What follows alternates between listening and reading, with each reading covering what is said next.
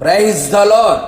సమస్తమును సఫలము చేయగల సర్వశక్తిగల దేవుడైన యేసుక్రీస్తు నామములో మీరు చేయునది యావత్తు సఫలము చేయునుగాక. ఈ దినపు యేసయ్య జీవపు మాట ఆదికాండము 39వ అధ్యాయము 23వ వాక్య భాగము. అతడు చేయునది యావత్తు యెహోవా సఫలమగునట్లు చేయును.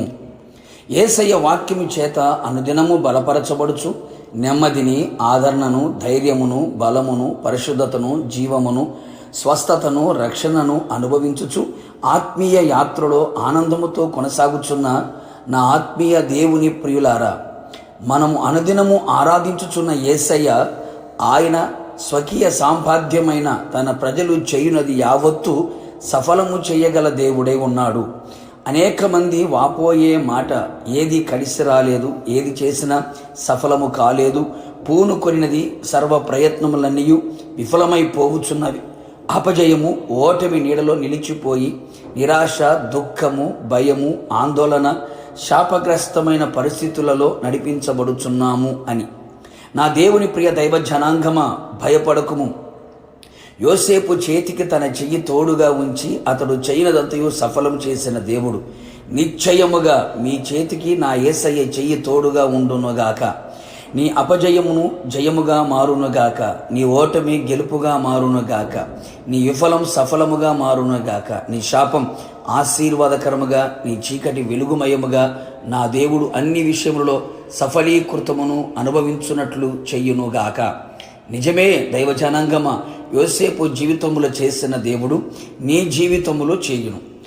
యోసేపు బ్రతికిన జీవితం మనము బ్రతికితే, మాదిరిగా మనం అనుకుంటే ఖచ్చితముగా సఫలము చూచెదవు, అనుభవించెదవు. యోసేపు దేవునికి భయపడవాడుగా కనబడుచున్నాడు. ప్రస్తుతపు దినములలో ఎందరూ దేవునికి భయపడుచున్నారో ఆలోచించుడి. దేవుని భయం మనసులో, కుటుంబములో, సంఘములో ఉండగలిగితే చూస్తున్నాడన్న భయం, వింటున్నాడన్న భయం, మనతో ఉన్నాడన్న భయముతో కూడిన ప్రవర్తన గలవారమై ఉందుము. దేవుని భయం పవిత్రమైనది కదా. యోసేపు కూడా దేవునికి భయపడి దేవునికి విరోధముగా పాపము కట్టుకోక పాపమును విడిచి పారిపోయి తన పవిత్రతను కాపాడుకొనెను కదా. అదే అతని సఫలమునకు కారణమాయును.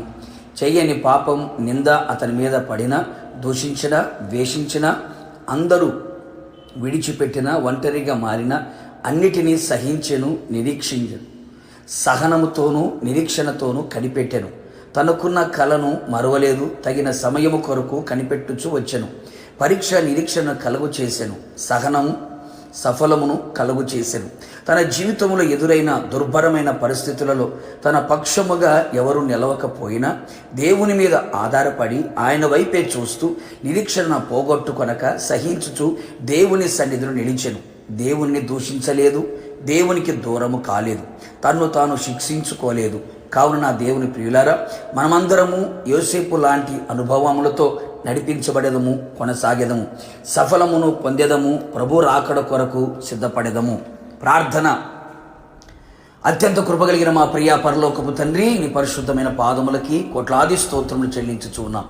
మరొక్క మారు మీ పాద సన్నిధికి మేము చేరి ఉన్నాం. మీ వైపు చేతులు చాపి ఉన్నాం, మీ పాదములు పట్టి ఉన్నాం.